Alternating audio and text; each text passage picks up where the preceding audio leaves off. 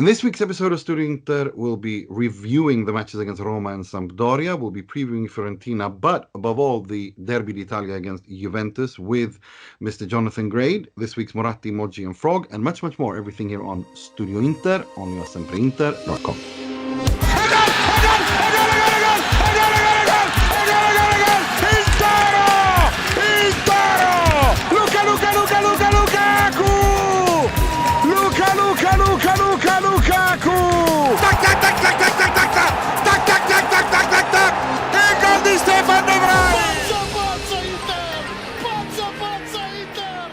Benvenuti, bentornati to another edition of Studio Inter. I'm your host, Nerazzurri Ruzzari, wishing you welcome to a show where maybe some people have had their illusions destroyed. Others, I suspect, still think that Inter will win the Scudetto. We'll definitely hear his side of it, Mr. Positivity.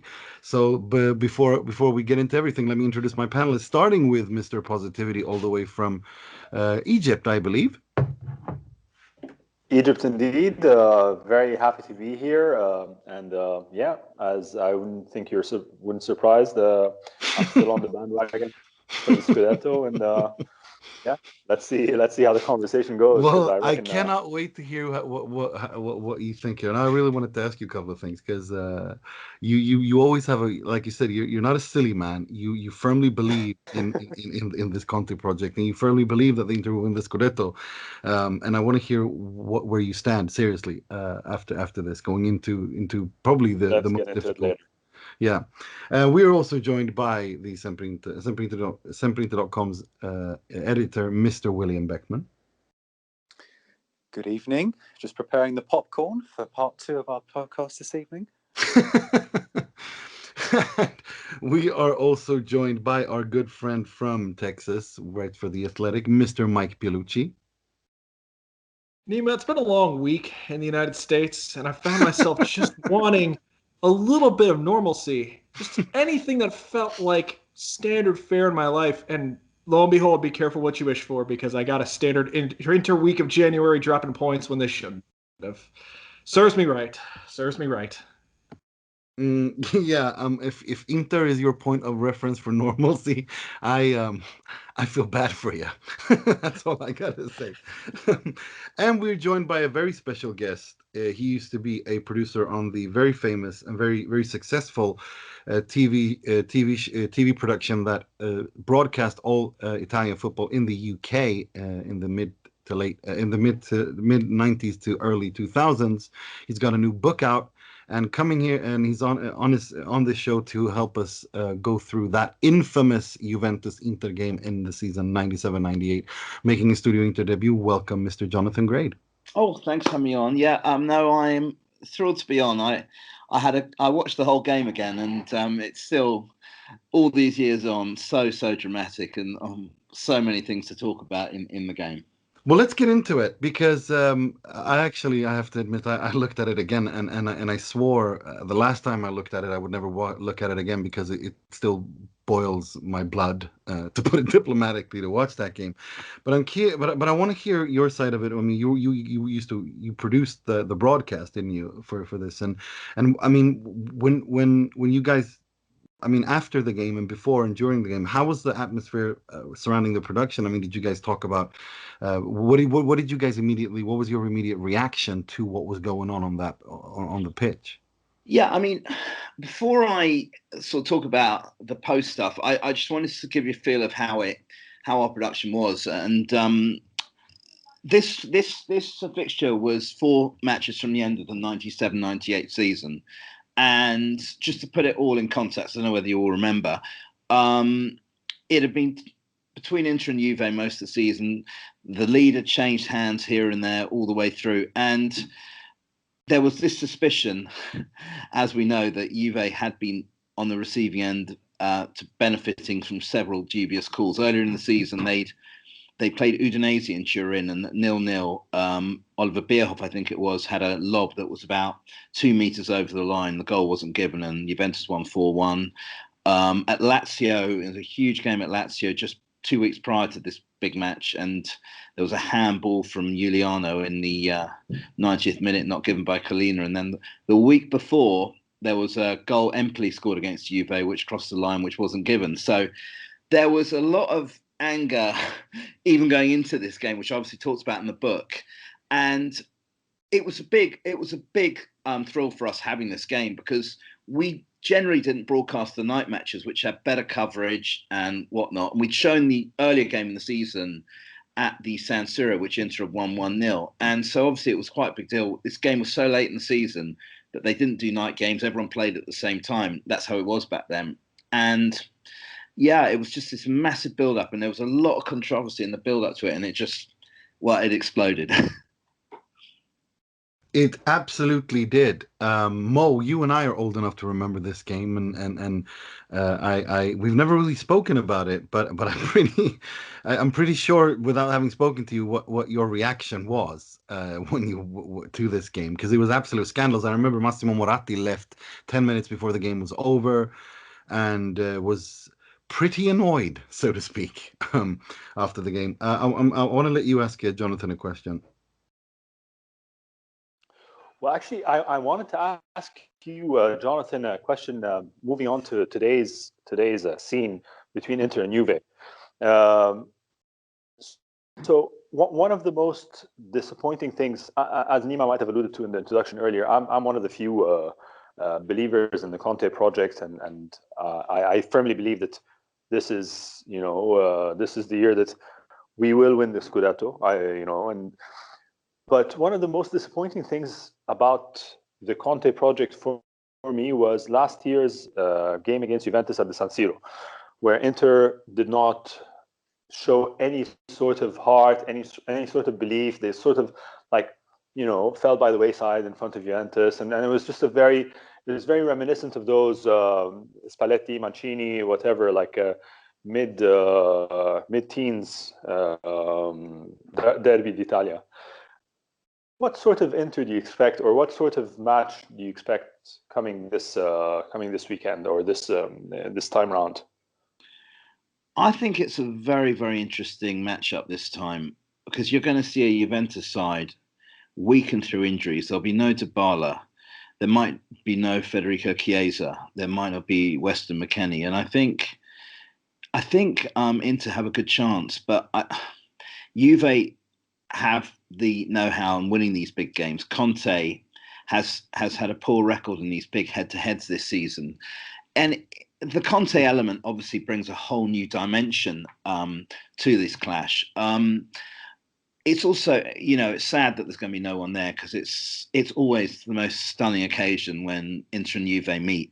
But I think Inter should go into the game full of confidence, but they need to sort of think. He needs to change his tactical methods, because I watched the Roma game yesterday, and they didn't really get going in the first half. Then they came out in the second half, all guns blazing, got the lead, and then just sat back and invited the equaliser. And that was a game Inter should have won comfortably in the end, but they didn't. And they need to really be on top form if they're to beat this Juventus side, even if they're ahead of them in the table. For sure. I want to hand you over to Will. Do you have a question for Jonathan? Yes, I do. Thank you for joining us, Jonathan. Thank you for giving us a wonderful BT Sport documentary. I'm assuming you were involved in it. I was involved in that, actually. Oh, no. Well, you were, because they used archive footage from the show that you were involved in exactly 20 years ago, so I can get away with getting that. Anyway, that was great. But no, into Juventus this weekend, I just wanted to, obviously you lived through that golden period of Serie A in the 90s, so I wanted to kind of use this match as a springboard to reflect on the sort of the bigger picture tonight, because we obviously 25 years ago it probably would have been global news into Juventus, but once upon a time it was being shown on Channel 4, and this Sunday it's coming on being shown in the UK on Premier Sports, which they do a good job, Premier Sports, of covering Serie A, but it's not quite the same as it once was. But sort of beyond that, I was just wondering that we hear a lot, especially in the Italian media, about how Serie A is regaining its kind of splendor and its appeal with sort of audiences abroad. So I just wondered, do you think it's regaining some of its sort of 1990s allure, or do you think that's a bit of a red herring? I'm just interested in your opinion on that, because we hear it a lot, and obviously you were someone who kind of, you worked through that period, and obviously you've worked a lot on sort of telling its story since. And that sort of, I mean, that era will probably never come back, will it? But it just, do you see any truth in that kind of line that I certainly hear a lot, that things are on the up again for Italian football? I do. I think obviously it was a financial thing, but getting someone of the stature of Cristiano Ronaldo to the league was a massive scoop for Serie A, even if he was playing for one of the most hated sides in it. And you know, I do think it's coming back. I think it's a very exciting league. I think it's high scoring now, and I think that the sort of barometer of the strength of the league now is the Atalanta story, how they've come from nowhere, and they're in a knockout stage of the Champions League for the second year running. They've gone to Anfield and won. You know, that story illustrates the strength. It's not about the top teams. It's about this team that's come through. And when I was doing Italian football back in the 90s, Atalanta were a yo-yo side between Serie A and Serie B. I mean, there was nothing grand about the club. But what they've achieved from very little, really, given their resources compared to the big guns, is a real illustration of how the league has improved, that a team has come through and it's making waves all over Europe. And, you know, Juventus winning at Barcelona 3-0, that was another indication of the league, of how much stronger it is. And also, I think the Italian clubs are taking the Europa League a lot more seriously now, because it's all about that coefficient and keeping the 4 teams in the Champions League. And I think there's not only a revival, but I think there's a sort of determination that we're going to take it really seriously, even if it is the Europa League. For sure. Mike, did you have a question? Yeah. Hey, Jonathan. Thank you for joining us. I wanted to, I guess, close on something of a bigger picture question, a bit about this match, but sort of just going forward. You know, I think there are a lot of Inter fans who, you know, starting with Pepe Moratti, but especially when Antonio Conte comes in with him, who have sort of asked the question, are Inter trying to become more like Juventus? Are Inter trying to mirror the Juventus culture? And I was curious what your thoughts were about that. Not only, I guess, how true this is, but what actually defines sort of Juventus culture to you, and should Inter be trying to emulate what they've done beyond the obvious bottom line success over the last decade? Or is there a way for Inter to stay as sort of this Pazza Inter and be able to be successful in the bigger picture going forward? Yeah, I mean, it's an interesting question. I think this whole Inter, you know, copying this Juventus model hasn't just started now. I think they tried it in '99 under Marcello Lippi when he came, and it didn't go as well for him in Milan as it did in Turin. And I think that was part of it then. And then they sort of, things changed and the whole Calciopoli thing happened, and then Juve were like in Serie B and they came back but weren't as strong. But I think, yes, they are trying to emulate what Juventus have achieved, and they obviously badly need this Scudetto, because it's the club's desperate for it. The league desperately needs another champion.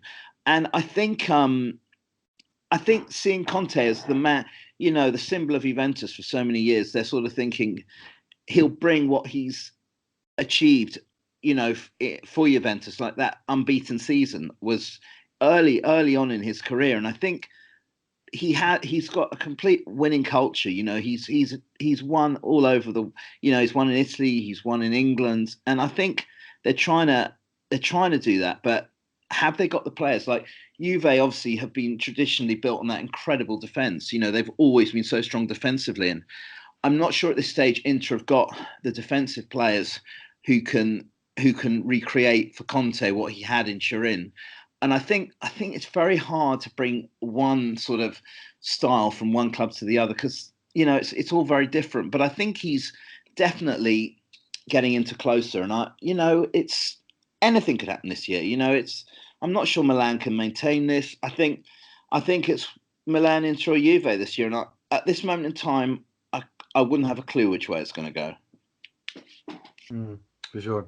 Getting back to that infamous game in 97, 98, I want to ask you a little bit about the fallout from after the for those who haven't watched it, Mark Giuliano fouls Ronaldo in the penalty area. Inter players lose their mind because the referee doesn't give the penalty, and in the attack that follows, Alessandro Del Piero gets fouled. It looks like, is it inside the area? It doesn't. Is it outside the area? But it doesn't look like, it looks like a soft penalty, and he gets it. And he Pagliuca, I think, saves the penalty, the following penalty. I mean, what do you remember from working with this and the fallout from that? Yeah, you know what? I watched this game last week, and it's just unreal.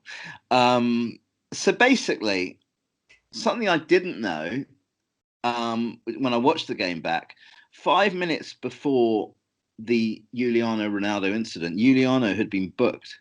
So if he'd given the penalty, Inter would have had a penalty. Juventus would have had 10 men for the final 20 minutes.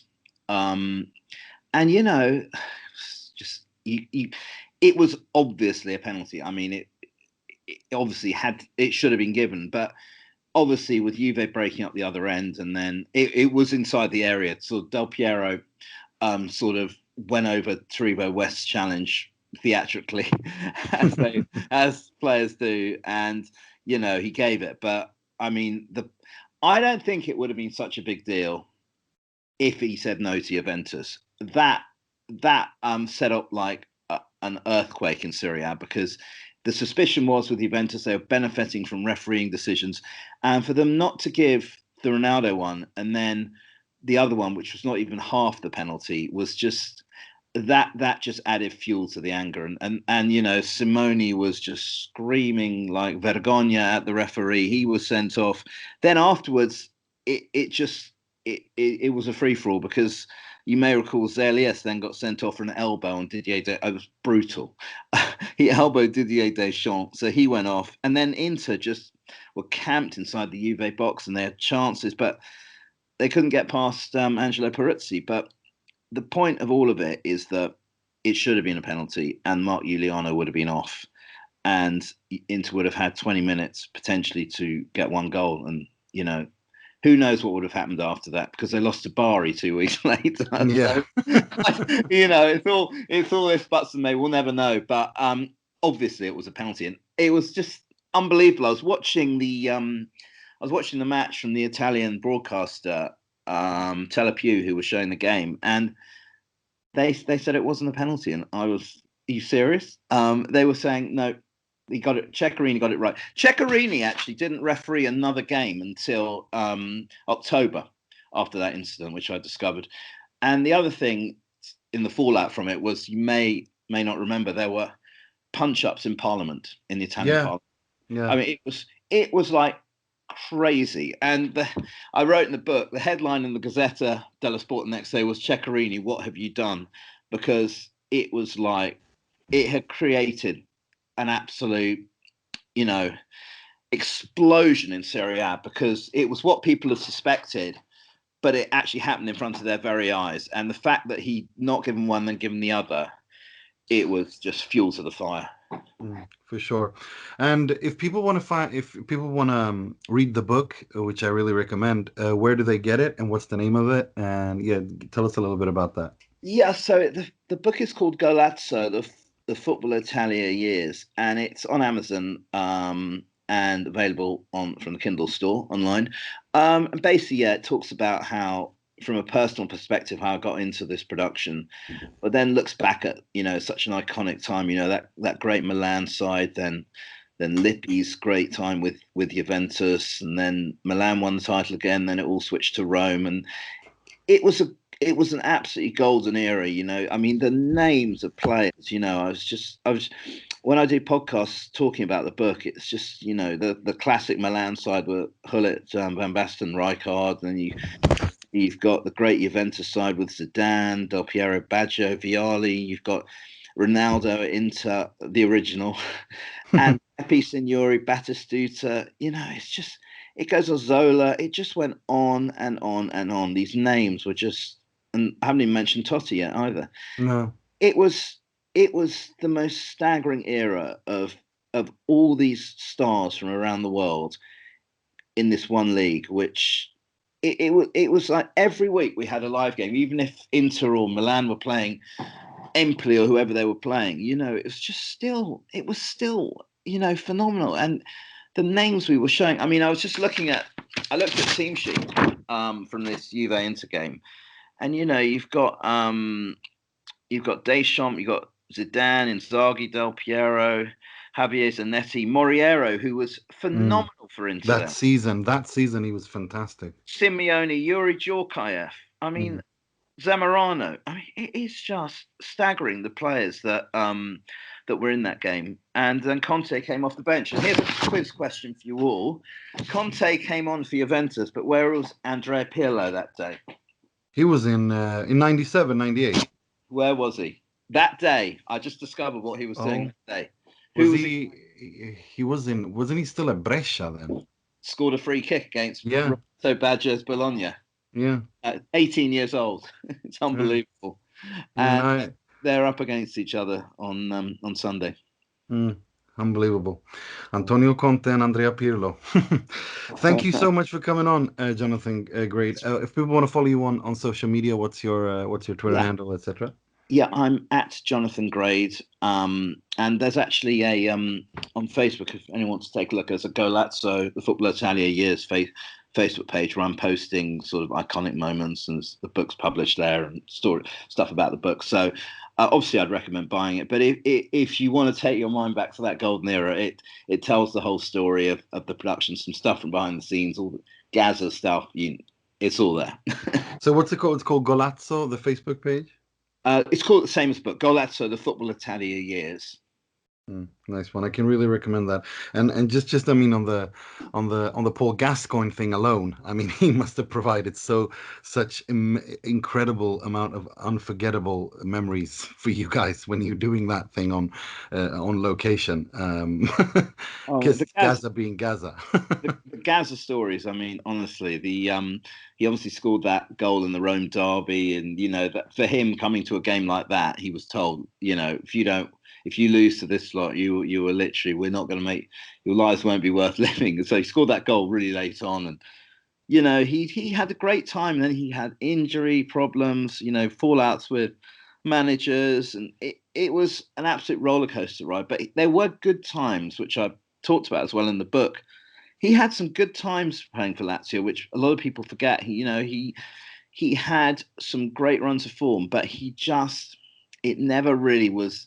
As soon as he'd have a good run of 7 or 8 games, then something disastrous would happen, like the injury he got in training, which all but ended his time there. And he phenomenal talent, but obviously like a sort of an integral part of the reason we did the program. For sure, and just the very idea that he took Zdenek Zeman's whistle and gave it to a goose in Lazio's training center is the most amazing story ever. I can really recommend this book. Thank you so much for coming on, Jonathan. Thanks for having me on. Good luck on Sunday. Thank you. Ciao. Take care. Bye.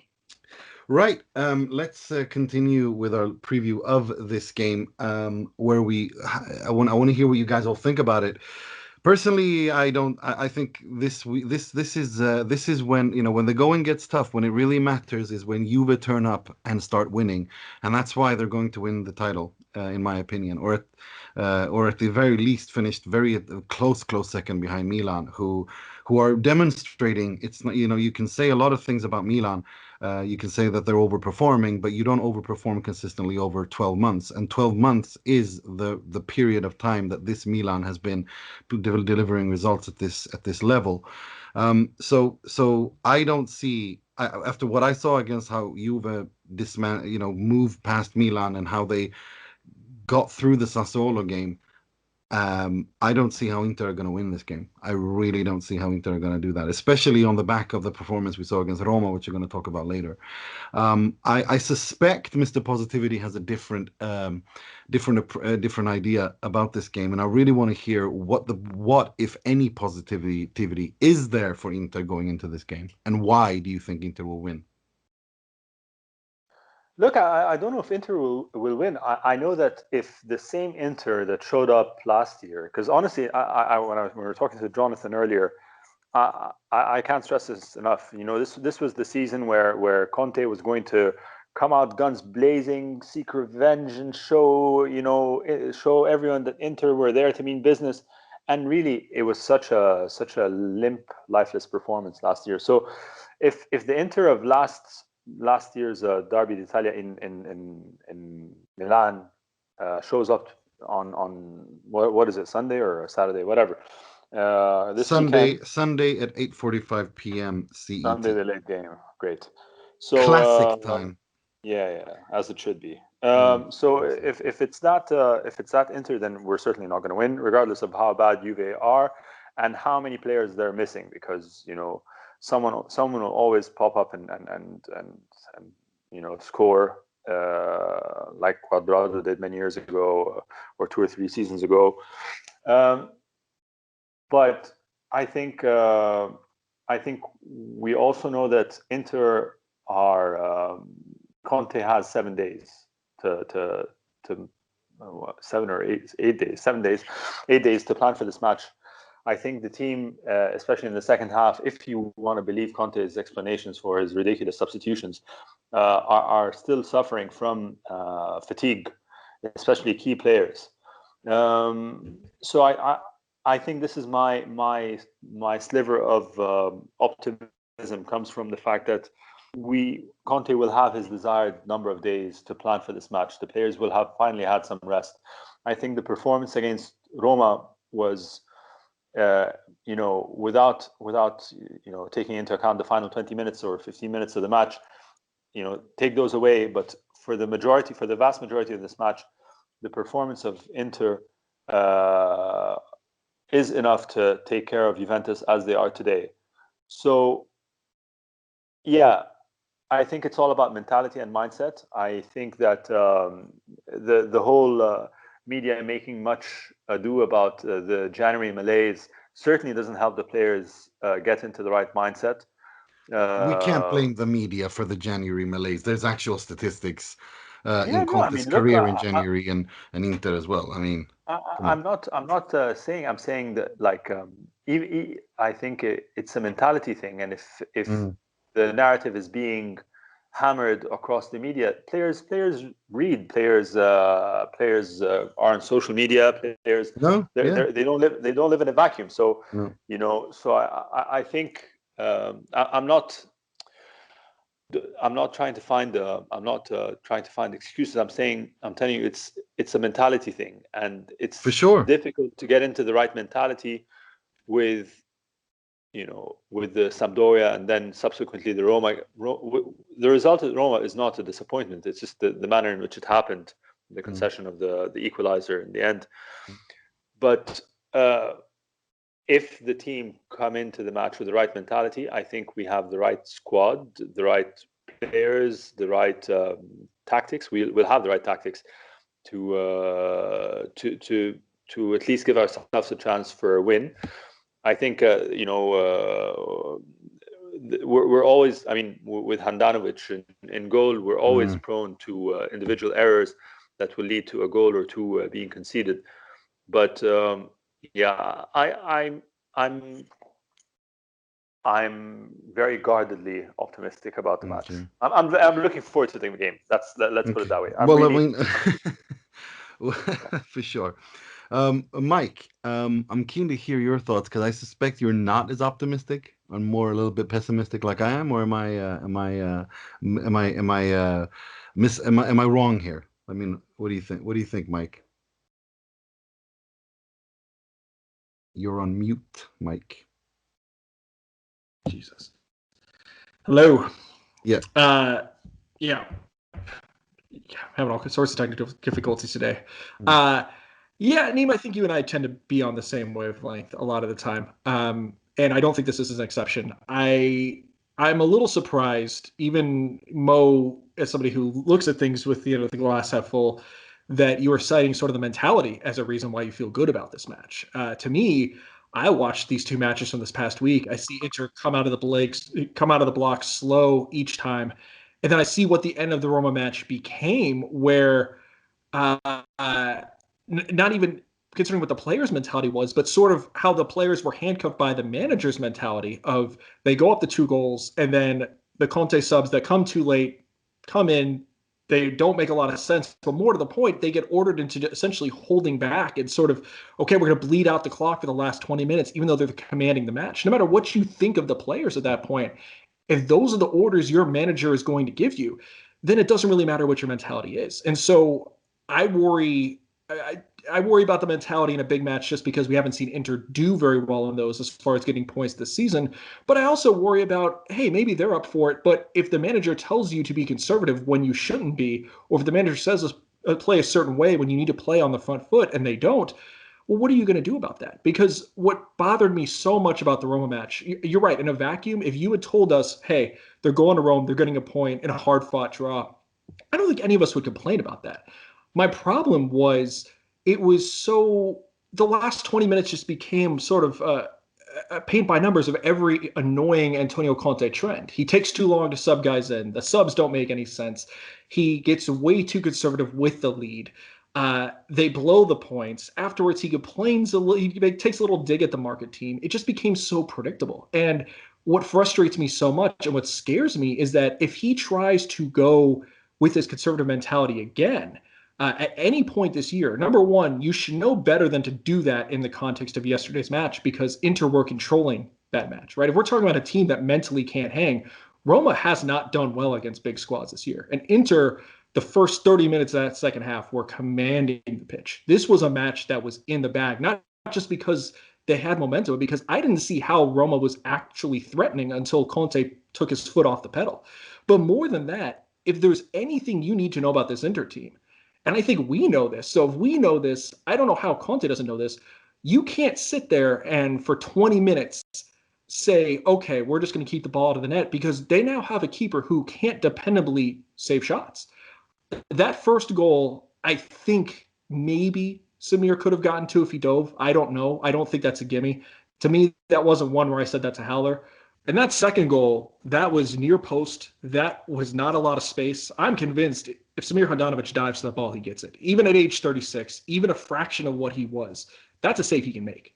And he didn't. And we spent plenty of time in this podcast wondering why he doesn't, what's happening. I don't have an answer for you. But what I do know is that when you have a keeper that diminished at this point, that takes options off your plate. You can't play defensive and say we can hold a lead because you don't know what shot could potentially get in at that point. So that's an obvious thing at this point, and yet Antonio Conte doesn't make decisions like that. Antonio Conte somehow doesn't sit here, and I don't know if I see this team go, just take so long to get momentum to start the last two matches, and then we know that you can't just kill a lead like a traditional Italian team might because you can't trust the keeper. There's a very narrow list of ways in which I expect this to go well, and it basically has to be Inter scoring 2 or 3 goals, which means you have to be on top of things for 90 minutes, which means both the players and the manager have to be on top of things for 90 minutes and ready for minute one. And I'm just not seeing a lot of reason why I should believe that at this juncture. And that's a massive, massive problem, guys. For sure. Yeah, for sure. I just want to clarify one thing. I didn't say that I think the mentality is a reason why I'm optimistic about the game. I think that what I meant was that mentality is going to be very important going into how the match, the final result is going to come out. I think more than anything, the players need to be in the right frame of mind. I think there's reason to believe this team knows how big this match is, right? You don't have to hype up, the derby. Do you have confidence that Conte can get them to a place mentally where they need to be for 90 minutes at this type of a big opponent match? No. I mean, I don't have confidence, but I'm willing to have faith that he will. But we just have to wait and see, right? I mean, I guess. Yeah, no, I hear what you're saying, and for me, it's like because I thought you when you spoke about mentality, Mo, I thought you were also saying that you think that Inter's mentality will see them through, and maybe I misunderstood you because I think the mentality is the weakness, I think the mentality will see it is the only reason why we could see this game through if it was right, but it's not. That's yeah. Because the way I see it, and I see what you're saying, but the way I see it, there's a reason why Inter only this season out of 5 big games have had 3 draws against the big teams, Lazio, Atalanta, and Roma. In every single one of those games, they were in the lead and they dropped the lead. They lost against Milan, and they won against Napoli down to sheer dumb luck. I mean, 10 men Napoli. Conte did the exact same thing as he did against Roma, took the foot off the gas and gave the initiative, and they were down to 10 men as well. So that to me is, you see, his behavior gives me more reason to doubt this going well. Than the opposite, which should be true, given if you look at the CVs of these two managers, where Pirlo is barely a coach, and Antonio Conte has won this league 3 times with Juve and the Premier League, etc., etc.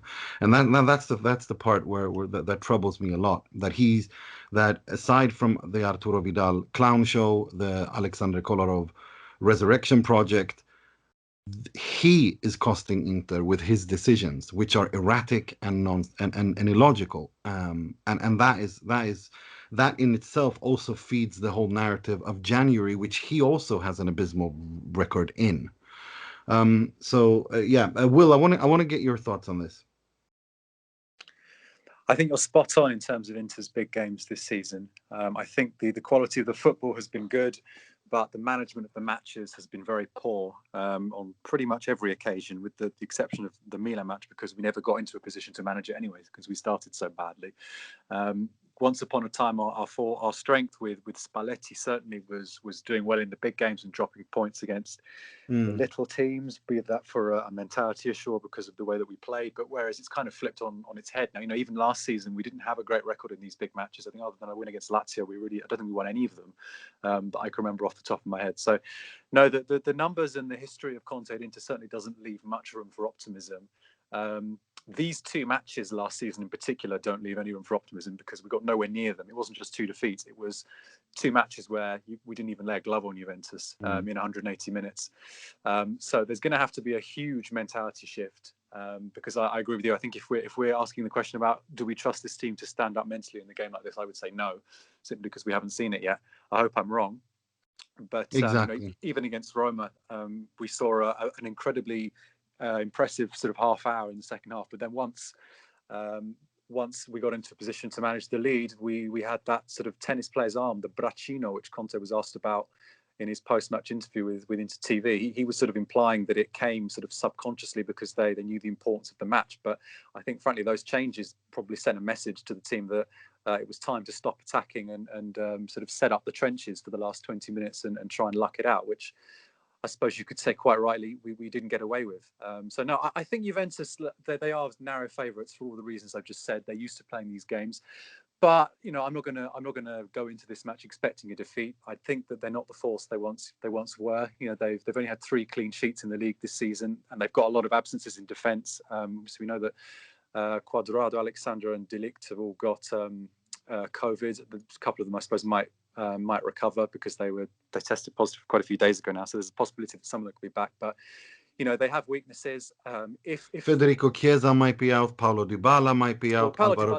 Dybala's definitely out. Yeah, I think from what I read today, Chiesa should be okay. Although and Weston McKennie for sure, who's been a really important midfielder for them. So I mean, they've got absences, and especially in that left back spot. If Alexandra isn't fit, I want to see Achraf Hakimi against young Gianluca Frabotta and see how he gets on with that, because he's the one very good piece of news from these last few matches. Hakimi is devastating form, so that would be a matchup that would certainly be favourable to us. But no, I agree. It's difficult to be optimistic in terms of a win.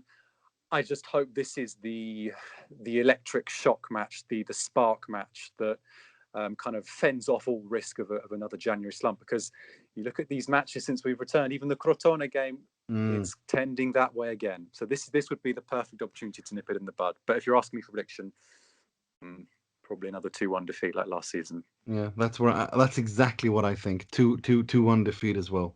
What about you, Mo? What's your prediction? Let me buck the trend and say a 2-1 victory. Love it, Mike. I'm how happy would that be? How happy would we all be? Like, it would be so nice. Imagine Sunday night we beat Juventus for the first time in ages in the league. It will be flowers and butterflies and rainbows and unicorns and the whole thing. It would be like my daughter's bedroom. Can I just check? Was it? It was De Boer, the last Inter coach, that beat Juventus, wasn't it? Yes, it was. And not only beat Juventus, but beat them thoroughly and deservedly. Yeah. De Boer schooled Allegri. That Perisic to Icardi assist, right? Perisic on the left, Icardi header, great goal. Yeah. And we went behind in that match. That was when we had not such a problem with. And Inter won that game. Icardi was phenomenal. That was probably his best game in an Inter shirt, to be honest. That's my favorite Inter first team jersey since the treble, I think. The first, that was a good one. The yellow number.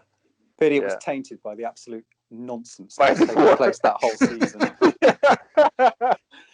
It was a weird season. I mean, that was the Pioli season as well, where we destroyed. Yeah, where we destroyed Atalanta's Gasperini's Atalanta 7-1, where after a performance by a certain Ever Banega, which was probably the best performance I think I've seen in the last 10 years in an Inter shirt, 3 goals, 3 assists. Phenomenal, unplayable. That was in that 2-month period after Gagliardini arrived, when we thought he was the answer to every problem we've had in the field for the last 5 or 6 years. Simpler days. Simpler days, exactly. So, Mike, what's your prediction? I'm with Will. 2-1 Juventus. Yeah. Okay. So that makes we all agree that it's going to be 2-1, but one of us believes it's going to be 2-1 for Inter, and one of the 3 of us thinks. Should we get Mike Gallo on the phone? And ask I was going to say, because he seems to he's taking over. He's taken over the Mystic Mo jersey, because he's gotten three latest. While we were all licking our wounds on Sunday afternoon, Mike took the opportunity to slide into our WhatsApp group and just let you know that's another correct score for me, guys. Thank you very much. Time and place, Mike. Time and place. Come on. Exactly. No, but he's been right recently, so we got to give a shout out to our good friend Mike Gallo, our in-house referee from Canada. So yeah, he gets the results right. He's taken over the Mystic Mo jersey. Mo, you need to step up. Right. I just named us occasionally correct Seer. Exactly, occasionally correct Seer. Exactly, you've been demoted. I mean, we've already touched on the Roma game a little bit, and I think, to me, the way I look at it is this was just a perfect microcosm of 2 coaches that demonstrated their strengths and their weaknesses. Paulo Fonseca has a worse record in big matches than Antonio Conte has at Inter. And he just showed exactly the same thing that Roma fans are pissed off about, Inter fans are pissed off about. And that, to me, shows these 2 coaches, obviously a world of difference between them in terms of ideology and how they play, but how they have cost their teams points for different reasons, of course, completely different reasons. But it was really interesting, because the first half Inter were awful, Roma did really well. Then Inter dominated for 25 minutes, or as some say, Fonseca, as Roma fans would say, from a Roma perspective, Fonseca was unable to act or change anything to prevent Inter completely dominating. And then it's as if Conte decided, no, now you have a go, and he brings in Ivan Perisic and brings on Alexander Kolarov, who once again causes the free the situation that leads to the goal, and this is, Arturo Vidal. We have to talk about this, because Arturo Vidal and Alexander Kolarov were supposedly the answer to the question, how do you win the Scudetto in 2020-2021? They have cost Inter at least to 4 points in the Serie A, just Kolarov. Arturo Vidal has cost Inter 6 points in the Champions League, as well as several other points in the Serie A. This is a disaster. And someone needs to own this, and the guy who needs to own this is the guy who said he needed them to win the Scudetto, and that's Antonio Conte. Although he's completely backtracked and saying the most ridiculous things, that we played good against the Roma that has the same objectives as we do. Excuse me? Roma and Inter have the same objectives as each other now all of a sudden? I mean, this is just another issue of him trying to lay the groundwork for him to, lift his hands and say, I have nothing to do with the impending disaster that's coming. And I don't like that. He's backtracking, and that is that comment, more than the usual whining, really pissed me off, because Roma and Inter do not have the same objectives this season. Roma's objective was to finish in the top 4. Inter finished second last season on 82 points. They had to go one better. And that, that's what everyone is saying: improvement, improvement, improvement. Now all of a sudden, Inter and Roma have the same objectives. That's just cowardly on my for me from Antonio Conte. But I mean, I'm interested. I'm keen to hear what you guys think of. We've spoken about Samir Handanovic, but the Kolarov and Vidal thing. That, I mean, at what point will, I mean, I asked you guys this last week. I want to hear what you think, Mike. At what point do we say Arturo Vidal and Alexander Kolarov were complete failures and it was a mistake and we have to get rid of them? Well, I mean, listen, the thing that infuriated me the most wasn't even what you just said, even though it's totally valid. It's after the match saying, when he's talking to the media and he's saying that after they signed Hakimi, we practically didn't acquire anyone. No, they acquired the people you wanted. They acquired the people that you demanded that they get. So don't backtrack off that. I mean, look, you and I have talked about this on Twitter, and my perspective on this, because I have no choice but to try and see the silver lining and think about the big picture. Yeah, they're both bad signings. But if you are Beppe Marotta, if you are Piero Ausilio, and you are essentially told, we're going to, after the Europa League final, whatever happens at this summit, I think the takeaway was clear that Conte is going to get what Conte wants. If you're those guys and you're told you're getting Conte what he wants and you have a bigger picture idea in mind, your only objective at that point is damage control. Your objective is, let's not wreck the book so that when Conte inevitably leaves, we are not paying for this in 2 or 3 years' time. So are both these signings painfully bad? Are they hurting the club? Absolutely.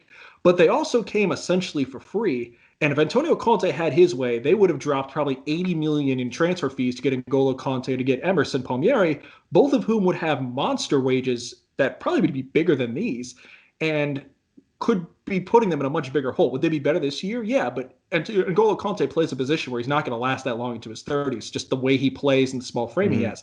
That's something that could deal you damage, not just, it'll be fine this year, but that'll do you damage 2 or 3 years from now. Emerson Palmieri, I'm not sure if he's that good, right? That to me screamed Adalbert, Valentino Lazaro. Let's not go all the way like we did with Hakimi and address this, but let's not go cheap. And maybe it works, maybe it doesn't. These 2 moves are bad, but these 2 moves will be off Inter's books in 2 years, and there aren't any fees you have to amortize. Like, it's minimal long-term damage. It's bad for your wage budget, but in the bigger picture, that's not going to hurt. And look, I get that this doesn't make me feel warm and fuzzy when this team needs to win the Scudetto.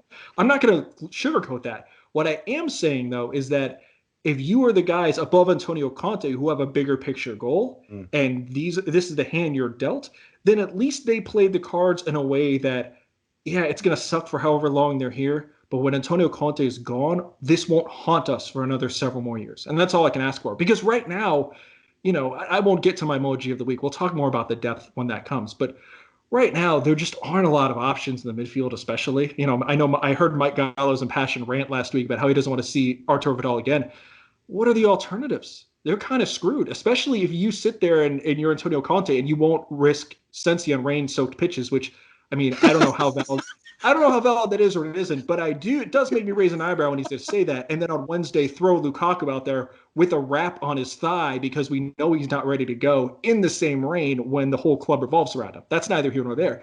But with Vidal especially, with Kolarov, you can get around not using him, and that's what I blame Conte for, right? Like, you could reimagine these subs as, why don't you put in Alexis Sanchez instead of Perisic, for Lautaro, and then just bring in Perisic to play the wing back, because while I don't like Perisic, Inter at least were putting pressure on Roma, Roma didn't have an answer. And at least Alexis Sanchez can give can give Lukaku service and give you a chance for a third goal.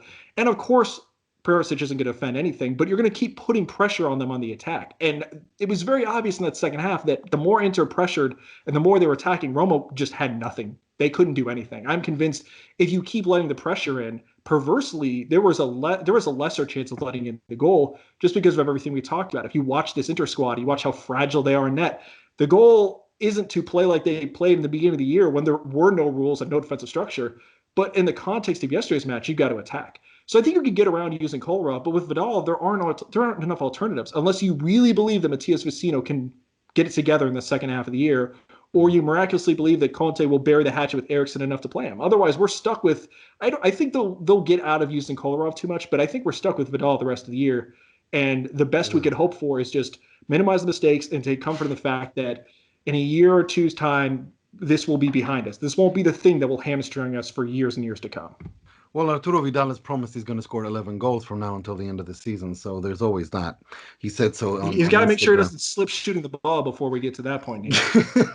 No, I mean, when I saw his reply to that fan saying he's going to score 1 and 10 more, which adds up to 11, I was thinking, yeah, but in which net are you going to do that? Are you going to cause 11 goals for Inter concede, or are you going to score them forwards? Because at this point, it's probably the former more than the latter. I want to hear what you think, Mo. You know, you mentioned the stupid substitutions. Mike and I have already addressed it. I want to hear your thoughts because that I know you. That must have annoyed the crap out of you. Yes, it definitely did annoy me, and like I'm lost to criticize too much. You know me, regardless of the manager. I don't know what goes on behind the scenes. I don't know what level of fitness everyone's at. And Mike, it's easy to say, Sensi gets on the pitch. I don't want to risk him on a rain-soaked pitch, but Lukaku with a thigh wrap. But maybe in fact their injury proneness is not the same. Maybe in fact it is a legitimate risk that's not worth taking at the moment, and knowing, because you do have to manage a season on and on. But definitely in the context of, how valuable those 3 points against Roma might be, especially if you argue that this is a team that's fighting for the same objectives that you are, then you really want to make sure that your head-to-head record against them is superior, or at least capitalize on any potential superiority in a head-to-head record. So and it is frustrating, like you said, it's happened time and time again. Winning positions, goals conceded in the last 20 minutes against strong opposition because we don't have the players aren't given the free rein to attack.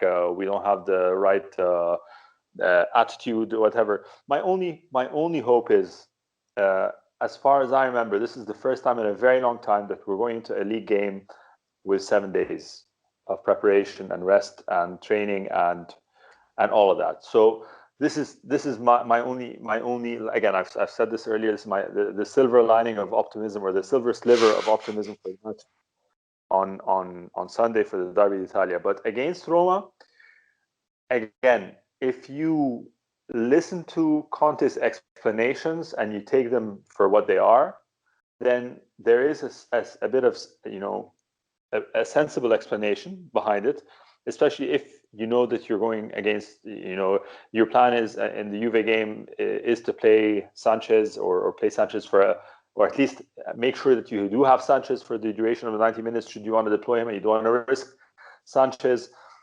I don't know. I don't know how far managers. I know for a fact that Mourinho manages 5, 6, 7, 8 games in advance. Manages the players' fitness and selection, and so I'm pretty sure Conte is as meticulous. So maybe it's just that. Maybe he says, you know what, a 2-2 against Roma away puts us in a superior position. So even if we do concede, that's fine. Overall, I'm happy with that result in that big board that he probably has in his office against predictions or desires for points in matches versus reality. I don't know, but it did definitely frustrate me. I'd just like to think that, I like to give the man a bit more of my faith and know that, this guy knows a bit more than me when it comes to managing this particular squad. Okay, Will, we'll let you have the final word on the Roma game.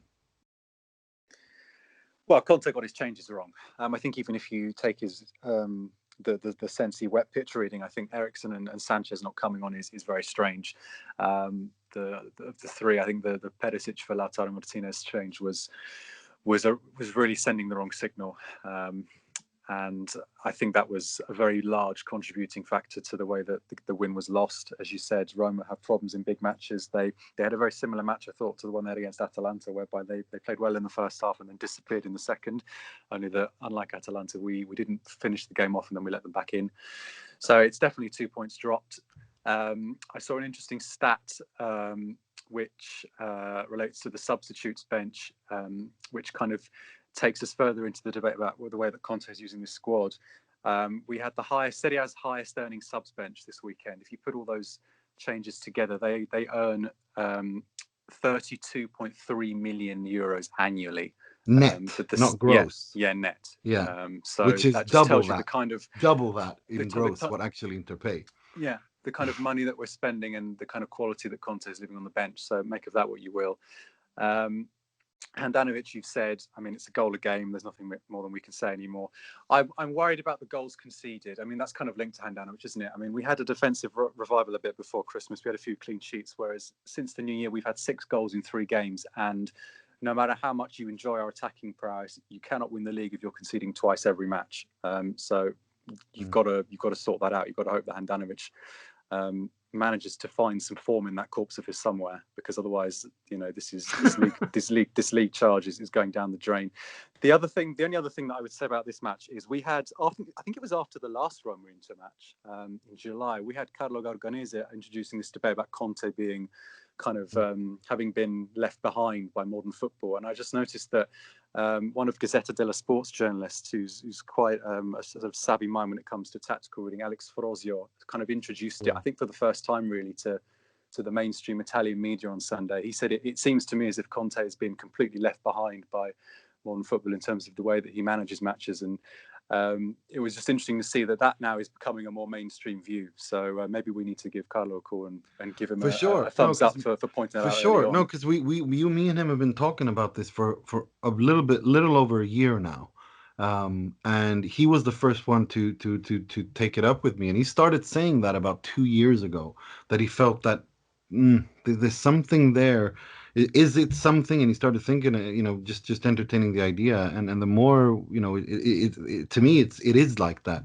It's for sure in Europe. His record in Europe is abysmal. The only time he's ever had success in Europe is when he's only had European games to focus on, like a cup tournament, which is not how it usually works in the season in top European football. So it is what it is. We're stuck with this guy. We'll see what happens. And we're stuck with this squad. I for one don't believe a single person will leave. I don't believe a single person will come. Maybe Pinamonti goes on a loan with thousands of caveats that would make that move permanent, which won't be exercised anyway.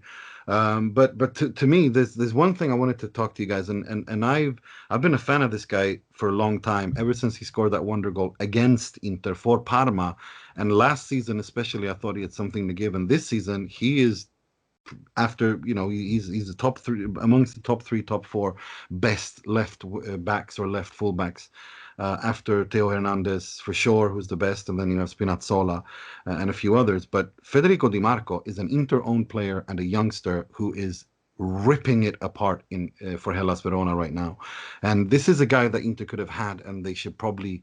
This is who I want them to keep. I don't want to see when Ashley Young's contract expires, when Alexander Kolarov, Andrea Ranocchia, Federico Di Marco should be brought in. Period. He's a left-footed left back who's done it really, really well. I want to see him given a proper chance to compete on equal terms, together with on that left side, together with Matteo Darmian, who I think does have a role to play in the squad. I want to hear what you guys think about that quickly before we move on. Mo? Yeah, all in on Di Marco. Well said. Mo? Mike? Yeah, that's totally fine by me. I think, remind me of the terms, right? So Hellas has the option, but Inter have a counter option at $6 million to get him back if Hellas buy him, which I'm assuming they will. Is that what I saw on the site the other day? Probably, yeah. That's how they negotiated it. But yes. Right, yeah. Yeah, so that's dirt cheap. You got to do that. And I think, look, I will use this as my quick platform to say, as good as Spinazzola is, I think we probably need to stop taking shots at management for not, even as weirdly as that deal broke down, it's going to save them in the end, because getting a profit like that of Matteo Politano when nobody can sell right now is going to save them in a lot of ways this summer. Agreed. And as much as I like Spinazzola, if I know that I can get DeMarco for 6 and a huge cash bonus for Politano, that works out in Inter's favor, even if the process didn't necessarily probably work itself out too well to get to that point. Agreed. Will? Yeah, I think for it ticks all the boxes, doesn't it? It's a problem position. We haven't got a trusty left-sided, left-footed wing back. He would be useful in a UEFA list context. We're looking for cheap options. The report that I was dealing with on the site the other day was suggesting that this could even happen in January if we move on Perisic, but that seems like pie in the sky thinking. So I think it's probably more of a summer thing. But no, it'll be a good idea. But as you said, the summer feels a long way away at the moment. So let's think about summer transfers when we get there. For sure, right? We haven't discussed. We are aware that there is a Fiorentina game in the Coppa Italia, but we're ignoring that because. Well, you are. Cause I didn't know if Mo had just forgotten the game. No, he's ignoring it. Okay. Okay. Well, I disagree with the fact that we're ignoring it. No. I totally forgot. I totally forgot. Okay. You did forget. Okay. Because I've been ignoring it. I totally forgot. I know. I want to play the Primavera team. If I could, I'd bring out the Allievi Nazionali and play the 12-year-old against. The only thing I want Inter to focus on is the Serie A and to finish in the top 4. Everything else I don't care about. I don't want to hear about. I hope they lose against Fiorentina because the Serie A is the only thing I want to focus on. Or not, maybe not even lose. Play the Primavera team. Play Allievi Nazionali. Play 16-year-olds. I don't care. You do not risk anyone against Fiorentina in a Coppa Italia game. I'm sorry. It's just no. We haven't discussed the Samp game either. Do you want to send a nod? Yeah. So that I just want to say one thing about the Samp game. We don't have to go into it sort of deeply. Pigeons, Nima. That was a great addition to the first half, wasn't it? It was brilliant. My favorite the most part. organised team on the pitch. They really were. They were better organized than Inter for sure. Because they did you see how well as soon as the ball came and it was like they anticipated the ball coming and then they all kind of went into flight formation. Yeah, and they moved from one side to another. They were really good. They were better organized than Inter. And Alexis Sanchez, if I can sit on my fat ass in my apartment and find his penalty stats and see how awful they are. I love Alexis Sanchez, but he does not take penalties anymore. He's never been good at them, and he shouldn't have taken it. I know that Lautaro Martinez missed his last one, and blah, blah, blah, blah, blah. Still, Alexis Sanchez should never take a penalty because he's never been good at it, and his stats prove that. No, so to me, yeah. No. Well, I was just going to say, in case people hadn't seen it, before that match, he'd missed 7 out of 11 career penalties, which is now obviously 8 out of 12. So that's 2/3. That's great. Love that. Big fan of that. I do think. Yeah. I was just going to say, if there's one thing that we should talk about from Samp and really Roma, and we haven't mentioned his name, and the man deserves it, Achraf Hakimi. Hell of a player. I mean, nothing is worth 9 years of bad right back play after Mike Owen left. But if there's anything that's close to worth it, it's knowing that the streak ended not just with a competent starter, but a legitimate world-class special player. Like when he scores that goal with his left foot, that's not even his best foot. It's my jaw dropped. I think he scored 4 of his 6 goals this season with his left foot. Yeah. And it's not even to me as great as the goal was. I loved the Samp match more because he was the best player on the pitch by a country mile. He dominated that game. He was the talisman. And there were a lot of chances that were wasted, and probably 2/3 of them were just from him, whether it was his crossing, which was so pinpoint, to just his movement. I mean, this is the sort of guy you have, and I'm just, however many years we get with him, I'm feeling great about, because he's that special of a player, and it's probably destined for some EPL team to drop a 9-figure fee on him someday, but however long we can put that day off is good by me because he is truly special, and he was the only thing that made a lot of this week worth watching. For sure. Oh, I just remembered one other thing as well. I should take responsibility for that defeat because when the team sheets came out, I have another Intersporting friend in America who I sent a message when the teams came out, and I said to him, by the way, Candreva and Keita are both playing, so expect both of them to score. But that's not your fault. That's yeah, but that's every Interista in the world. Like Candreva was bound to have a magical game, and Keita Balde was bound to score as well, and that's just Inter. Okay. That's just Inter. That's just Pazza Inter. I've got that off my conscience then. Yeah, no. That's Pazza Inter. That's when that rumor started that Ranieri and Candreva were having a falling out, and that Sampdoria had the option to terminate the loan, and Candreva returns to Inter, and then they all patch things up. I knew Candreva was going to score against Inter. It was written in the stars. So no, that's not your fault. That's Okay. just Inter energy in the universe. All right then. That's Pazza Inter energy. So the Fiorentina game, I've already said what I think. I don't know. I really don't care. I don't care. I just want to focus on the Serie A. But Mo, you care. So tell me, what do you expect and what do you hope to see in prediction? For what, the Fiorentina game? Yeah, the Coppa Italia game. I I don't want to care. see. Yeah, you don't care. Okay, good. I don't care. No, I care about winning the league. Yeah. I could not give a single whatever about the Coppa Italia. Look, if they progress and we're in the semifinals, maybe I'll pay a bit Exactly. pay a bit of attention. But at this point in time, if we get knocked out, Couldn't care less. It couldn't bother me. No. Yeah, we're on the same page on this, and I suspected we would be. That's why I thought you ignored it and not forgot, because I could. I ignored it or forgot it by ignoring. Nice one. But So- I did forget for sure. It's not. Yeah. No, I mean, but I suspect that Will doesn't agree. Do you care? Do you care about it? Like, do you think this is the most realistic title chance seem to have, or like, what's your thoughts? Well, I mean, is anyone going to dispute the fact that it's the most realistic title chance after we've spent 50 minutes talking about why Inter aren't going to win the league because of all their problems? I mean, it definitely is. I mean, I'm going to dispute it. Okay, but this is what is it? It's 5 matches. It's 5 matches to win a trophy, which in May we won't have won for a decade. So, if Conte came to Inter to win a trophy, then I'm not saying he has to go all out. I'm not saying he should, by all means, start his strongest team. Absolutely not. That would be silly with Juventus coming up. But, by all means, even if it's not about playing your strongest 11. It's just making sure that whoever plays knows that it's not a joke. Because I don't think Inter or Conte, personally, can afford to turn their nose up at this tournament. It doesn't mean that, it's going to change everything. But you imagine if we don't win the league, but we've won the league. If we won this cup, that does change something. Because Well, let me drought, tell you something. The only thing that could make the humiliation bigger of Milan winning the Serie A is Inter winning the Coppa Italia after spending all that money. That would be, congrats, you won the Coppa.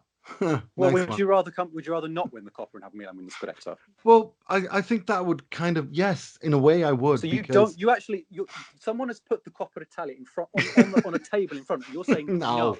That's exaggerated. No, I mean no, I mean not in front of me. I'm thinking like as we are where we are right now. So hang on. You've said that you both said you don't care about this game, but that's one thing.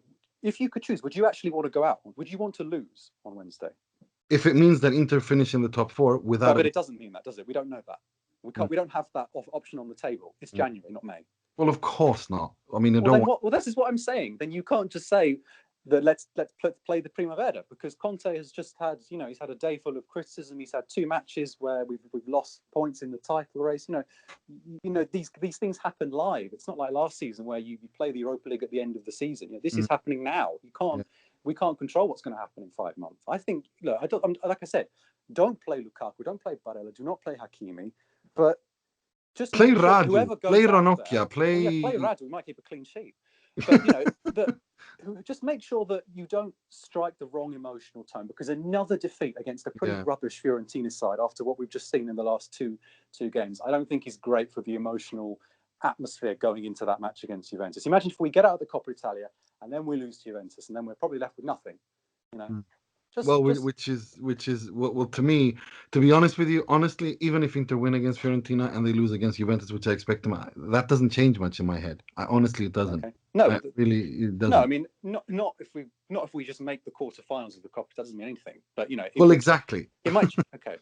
That's what I mean, and also you'll have a squad, you'll have a pretty thin squad that is already, but I mean that's not an issue, because Conte's already said that he's going to play the ones that haven't played as much, which probably means which means Sensi and Eriksen, which is insane.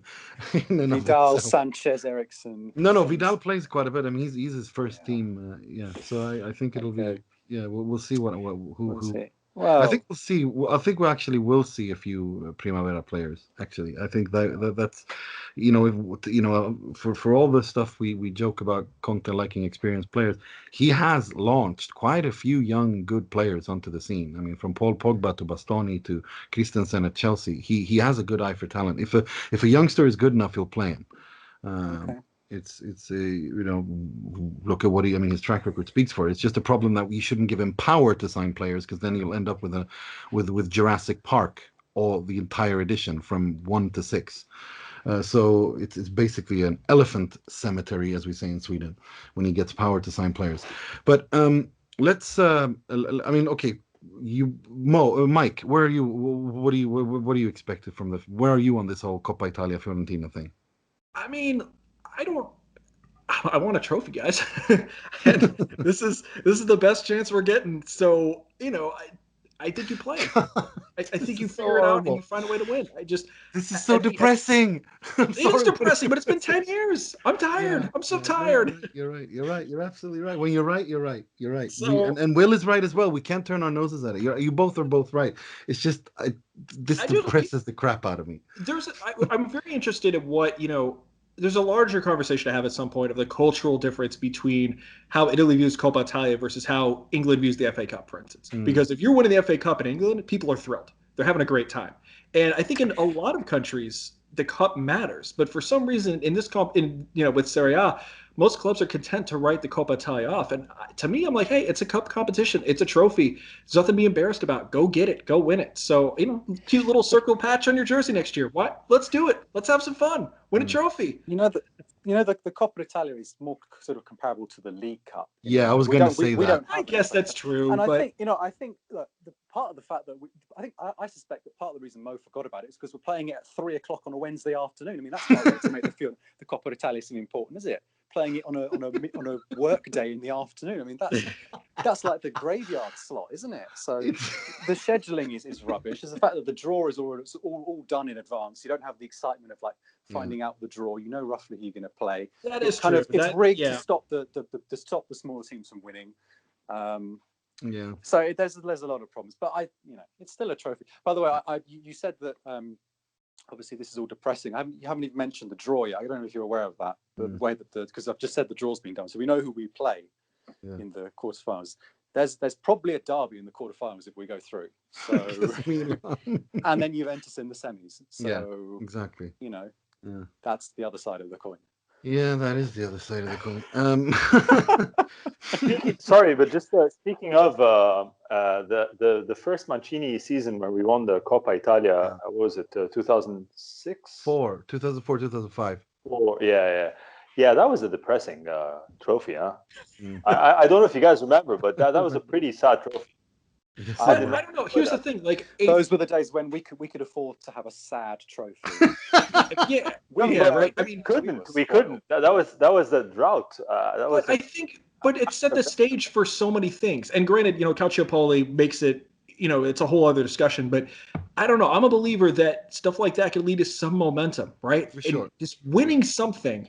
I mean, God, if they won the damn Europa League, I feel like there'd be at least something to look back on in the last year and be like, okay, this is leading somewhere. This is going somewhere. Mourinho always talks about the importance of trophies. I mean, I remember his first season at Man United. They said, do you prefer to finish top 4 and qualify for the Champions League with Man United, or do you with United, or do you prefer winning the Europa League and qualifying and finishing 5th? And he goes, without hesitating, winning the Europa League. Winning is to create a winning culture is nothing you can. And he won the League Cup that season as well. He's always taken that League Cup seriously. Well, I think in a bigger picture, right? And I don't know how much the players in this squad will care, but it is something, I think about as a supporter of the club, and I don't know what you guys feel. At the end of this, if Conte leaves at the end of the year, like I think we expect he probably will, and there's no silverware to show for this, nothing at all. I mean, how good are you going to feel about this? I guess there are bigger factors in play, right? The squad, a lot of players in the squad developed under his watch, and that's great. But to me, if I sit here, I think it does make a difference if I'm sitting here and he leaves, and for as many frustrating things as we've had the last 2 years, I can at least go, well, players are developed. There is no trophy drought. They've won something. Okay, that made it somewhat worthwhile. It's never going to be a roaring success unless he wins the league, but that would make me feel a lot better about what the club invested and risked for the last 2 years to get him. Even if it's the Coppa Italia. If this were a Coppa Italia, if they had won in 3 years, then okay, I don't care. But after a decade, I think it really does matter. And maybe that's an indictment of Inter, but the fact is, it does mean something to me. Yeah, it sure does. I mean, absolutely, and you're both right about that. I agree. It just depresses the crap out of me just to think about it, for reasons already stated. But yeah, okay. So we'll let's hope. I think we'll win Fiorentina, by the way, because Fiorentina are so god awful, and they have to rest their players as well. To build up some momentum for themselves in the league. So I think they'll probably rest a hell of a lot of players, and I think Inter will progress pretty easily, because if Antonio Conte makes good on his promise of playing the players that have not played as much, then I think we'll like you said, it's Christian Eriksen and Stefano Sensi, which is insane. Inter will win pretty comfortably that. Anyway, let's move on to the part of the show where we pay tribute, rip the piss out of, and criticize someone or something heavily in the world of football, starting with the positivity presented by Mr. Positivity, Mr. Mohamed Nasser. He works a lot, he's intelligent, and he surprises people sometimes with his ideas. Not easy to find one person of these qualities. Yeah, I think Mike had already spoken about him. There can be no other Moratti this week than Achraf Hakimi for his performances. And I think, like you said, Mike, ending the however many long years of drought and at the right back position with not just an able starter, but an actual world-class player. It's been a fantastic week for the Moroccan. So he's our Moratti of the week. For sure. Let's move on to something much more negative. This week's Moggi, which will be presented by Mr. Mike Pilucci.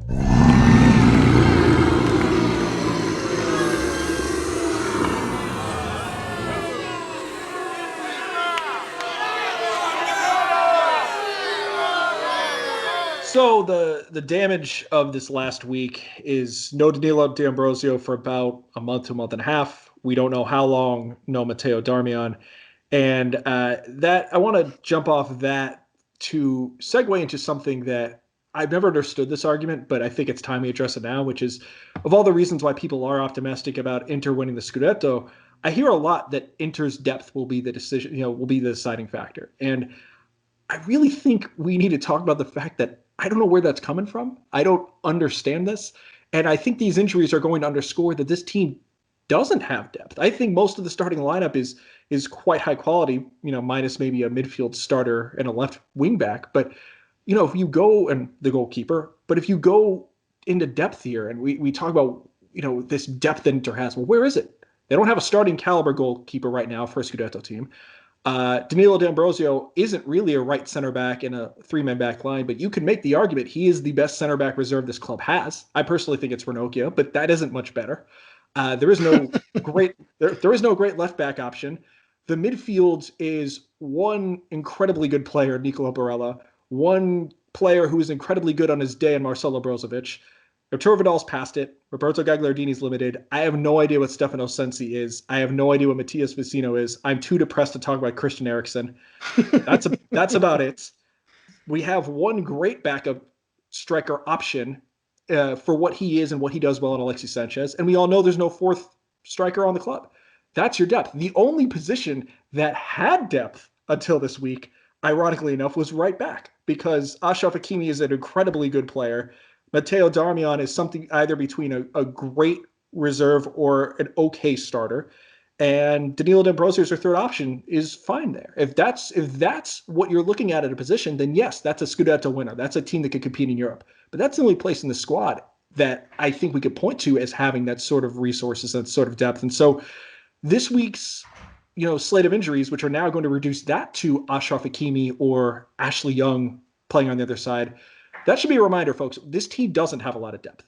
And we need to stop talking about that, because I don't know whether they win the Scudetto or not, but if they do, it isn't going to be because of the players in reserve. If anything, that is the area that this club really desperately needs to work on over the next couple markets. Just finding guys who could step in capably, because it is woefully thin back there. For sure. And let's move on to something much more comical. This week's Frog, which will be presented by Mr. William Beckman. È clamoroso! Autogol di Ranocchia! Yeah, I'm taking us a very, very, very long way away from professional football for the Frog of the Week. I thought there was only one candidate, really. It's Trump. Let's be clear. The scene. It's also Moggi of the Week. Yeah, I mean, look, he's definitely the Moggi of the Week. I mean, that if you want to sort of expand this to Moggi, then absolutely the scenes that have been going on in Washington have been absolutely appalling. But it was pretty funny to see Twitter permanently suspend him after, was it 4 years of the presidency, and particularly the way that he obviously tried to respond to this by going onto the President of the United States Twitter account to give his reaction before those tweets were removed as soon as they were published as well. So I'm sure everyone's seen it. He was banned for due to the risk of further incitement of violence after the Capitol Hill incident on Wednesday.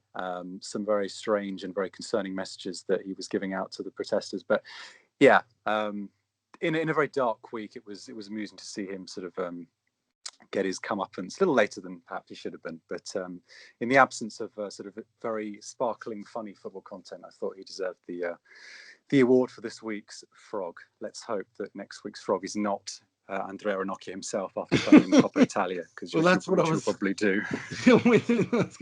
I was gonna say, Frogman himself might own this trophy and show why next week. That's all we had time for this week. I'd like to thank Jonathan Grade. I'd like to thank you, Mr. Mohamed Nasser. Mo, you're mute. Yes, I was on mute.